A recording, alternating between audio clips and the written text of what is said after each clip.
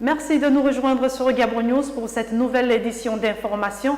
Tout de suite, les titres de l'actualité.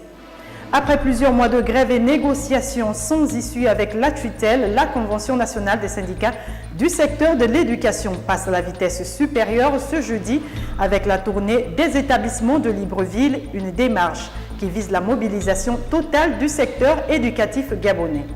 Dans l'actualité également, cette présentation par Canal Plus Afrique d'un bouquet spécial Coupe du Monde 2014, un dispositif composé de plusieurs programmes qui permettra à ses abonnés de vivre encore le football mondial dans toute sa splendeur. Depuis plusieurs jours déjà, un indigent aphone appelle au secours. Il est mal en point. La mort risque d'avoir raison de lui et dans l'indifférence, il s'en va petit à petit sans que personne ne daigne lui venir en aide. Bien triste image devant la plus grande université du Gabon. Reportage de Patrick Charfery, Marcel Tsonga et Rufi Tsuga. La main levée vers le ciel, certainement en guise du témoignage de la vie qu'il doit à Dieu. Implore-t-il le Très-Haut pour lui ôter la vie ou demande-t-il aux hommes de l'aider à vivre? Cet indigent dont la santé est très dégradée est là depuis plusieurs jours, allongé dans la même position, sans que personne ne s'en émeuve. L'abribus, situé en face de l'université Omar Bongo de Libreville, lui sert de couchette. Respirant à peine, il attend sûrement que des secours arrivent afin de lui sortir de cette situation où la maladie a presque tout pris. Son corps dégageant un parfum nauséabond. Visiblement épuisé, quel sort est donc réservé à ce dernier qui, malgré de nombreux passages des uns et des autres, demeure dans l'indifférence? Le monde n'est-il pas en train de perdre de son humanité au regard de la situation? L'indifférence des uns et des autres en témoigne. Les ministères de la Prévoyance sociale et des droits humains sont ainsi interpellés. Une vie peut être encore sauvée, car même une seconde avant la mort, l'homme vit encore. Pour donner plus de valeur et de crédibilité à leur mouvement lancé depuis plusieurs mois, la Convention nationale des syndicats du secteur de l'éducation CONACYSED vient de passer à la vitesse supérieure en initiant des rencontres dans chaque établissement de Libreville, des rencontres qui doivent aboutir à une mobilisation totale de ce mouvement syndical. Le point avec Justin Bitegué. Après le lycée d'application, le tour est revenu aux enseignants du lycée national Léomba d'échanger avec les leaders syndicaux de la CONACYSED. Nous venons au lycée national Léomba pour échanger avec les collègues suite au mouvement de grève qu'avait lancé la CONACYSED le 26 avril 2014. Ceci dit, nous avons constaté que beaucoup de collègues ne suivent pas le mouvement. Donc nous avons décidé d'échanger sur place avec les collègues sur les raisons qui les amènent à ne pas suivre de façon collégiale et unanime le mouvement de grève. C'est la raison principale qui nous amène ici, pour échanger avec les collègues, leur présenter la suite ou le mouvement de grève, comment il est suivi sur le plan national et à Libreville particulièrement. Pour ces leaders, l'heure est venue pour que les enseignants prennent leurs responsabilités. Ils appellent leurs collègues à ne point avoir peur de toute menace venant de la tutelle. Pour ce qui est de la CONACYSED, il faut dire que nous ne sommes plus en phase de négociation. Le directeur du cabinet du Premier ministre nous a invités et les collègues sont à ce niveau, les camarades sont à ce niveau, pour écouter les réponses que le gouvernement est à même de nous donner suite aux engagements qu'eux-mêmes ils ont pris. Donc les engagements qu'ont pris les gouvernants ne seront pas respectés, la CONACYSED persiste et signe, nous resterons en grève. Notons que toutes ces rencontres visent à avoir l'adhésion de tous les enseignants pour qu'une décision soit prise au lendemain de la tenue des examens. Grogne des étudiants de l'université Omar Bongo, le mouvement dénommé la Ligue estudiantine de droits de l'homme est monté au créneau ce mercredi pour revendiquer les meilleures conditions de vie et d'études au milieu universitaire. Dans un communiqué lu par le représentant du dit mouvement, ils énumèrent les raisons de leur mécontentement. Reportage de Patrick Charfery et Marcel Tsonga. L'université Omar Bongo est en grève. Cette phrase sonne aujourd'hui comme un pléonasme au regard de la récurrence et de la persistance des mouvements dans ce temple du savoir. Il devient naturel de voir tout le temps les étudiants monter au créneau. Pour une énième fois, ils ont tenu à montrer leur désaccord face à ce qu'ils appellent la non-considération de leurs revendications. Réunis au sein d'un mouvement dénommé Ligue estudiantine des droits de l'homme, ces étudiants ont rappelé dans un communiqué tous les points qui font l'objet de leur irritation. Plus de 600 étudiants, issus pour la plupart des milieux sociaux défavorisés, se trouvent sans bourse. Dans le même cadre, les étudiants boursiers de l'université Omar Bongo se voient imposer le paiement des frais d'inscription depuis 2 ans. la construction de la bibliothèque universitaire avec une salle multimédia et d'une mini-imprimerie dans le but d'arrêter le business de vente de fascicules par certains enseignants et de permettre à l'étudiant de réduire considérablement des dépenses dont les photocopies et les saisies. Des revendications devenues traditionnelles dans cette institution, les étudiants de ce mouvement, conscients de cette réalité, posent comme priorité la résolution immédiate du problème de la non-attribution des bourses aux nouveaux bacheliers et celui de l'exclusion de 34 étudiants en faculté des droits et sciences économiques et aussi ceux qui sont en cours de traduction en conseil de discipline. Ce mouvement paralyse depuis 3 semaines déjà les cours à l'université Omar Bongo et irrite les enseignants qui ont débrayé depuis 2 semaines. Nous sommes d'accord pour la réalisation du pacte social, a déclaré Séraphin Akouré-Davin, président de l'Alliance pour le changement et la restauration, et dit n'avoir pas changé de camp politique, mais souhaite simplement accompagner le chef de l'État dans la mise en œuvre du pacte social, donc du nouveau Gabon. Les précisions de Kenny Ongouri, Martial Tsonga, sous les images de Justin Bitegui.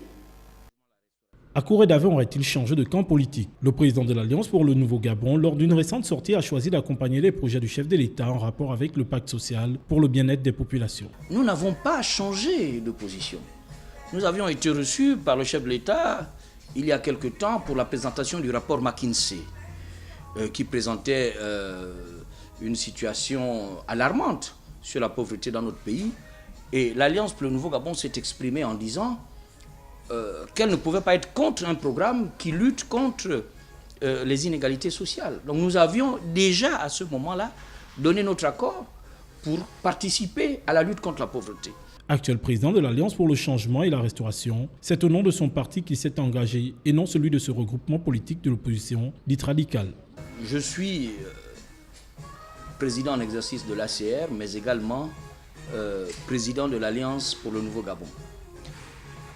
La première équivoque que je voudrais lever, et je l'ai dit à haute et intelligible voix, c'est que je me suis exprimé en ma qualité de président de l'Alliance pour le Nouveau Gabon et non pas en ma qualité de président de l'Alliance pour le changement et la restauration. D'autant plus que pour m'exprimer au nom de l'ACR, je suis tenu de recueillir le point de vue des 4 partis qui composent ce regroupement. Conscient des besoins des populations, son engagement n'est pas un changement de position, mais plutôt le choix d'accompagner le président de la République dans sa mise en œuvre du pacte social.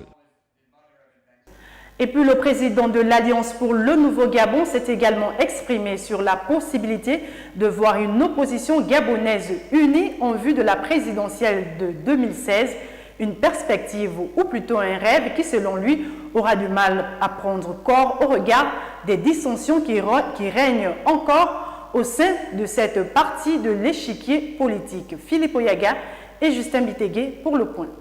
Si plusieurs ténors de l'opposition gabonaise s'accordent à dire que la présidentielle de 2016 se fera avec une opposition unie, d'autres par contre s'interrogent encore sur la façon dont cette unité se construira. C'est le cas de Davin Akouré qui se montre aujourd'hui plutôt dubitatif après l'échec retentissant des assises de Mouila. Nous avions à l'époque réussi le pari de réunir tous les leaders de l'opposition. Je dis bien tous sans exception. Et vous avez vu ce qui s'est passé quelques mois après. Cette union de l'opposition a volé en éclats aux grandes dames de nous qui l'avons construite. C'est pour dire que, idéalement, l'opposition doit s'unir.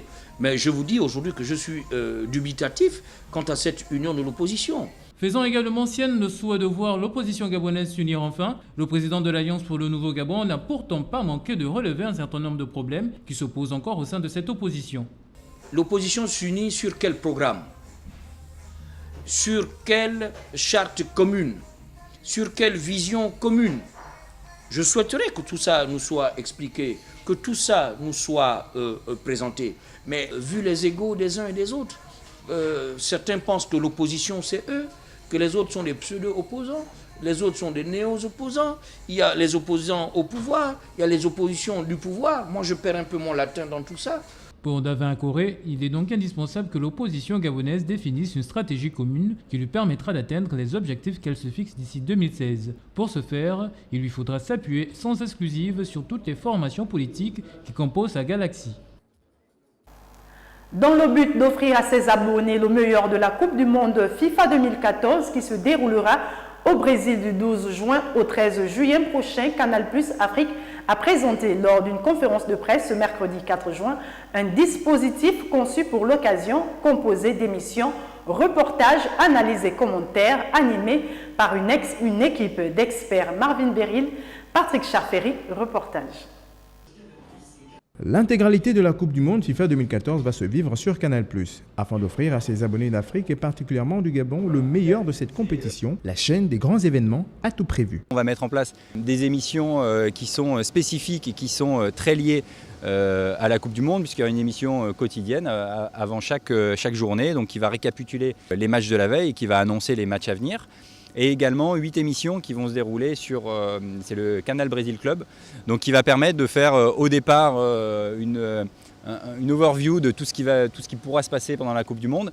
Puis on a une petite touche d'humour que vous aurez l'occasion de voir, vous verrez, pendant la mi-temps des matchs, avec Digo Cravate qui va nous parler du foot d'une manière un petit peu originale et sympathique. Donc c'est une petite touche d'humour qui convient très bien à Canal et on espère qu'il plaira à nos abonnés.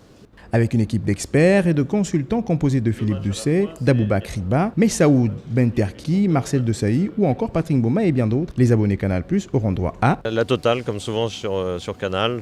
Quand on fait les choses, c'est pas à moitié, donc on va faire 100% de la compétition, à savoir bien sûr tous les matchs, les 64 matchs. Même quand il y a besoin, parce qu'il y a 2 matchs en même temps, on les met sur 2 chaînes de manière à ce qu'on puisse les vivre les 2 en direct et vivre le suspense jusqu'au bout. Et puis bien évidemment, on rajoute nos ingrédients habituels, c'est-à-dire des émissions spéciales qui vont être constituées de documents, de reportages, notamment dans les pays qui nous concernent le plus et au premier titre les 5 pays africains qui vont être la base de notre couverture de la Coupe du Monde.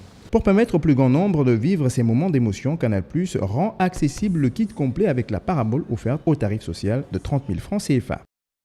C'est tout pour l'actualité de ce jeudi. Merci pour votre attention. L'information se poursuit sur www.gabonnews.com. À demain, 20h.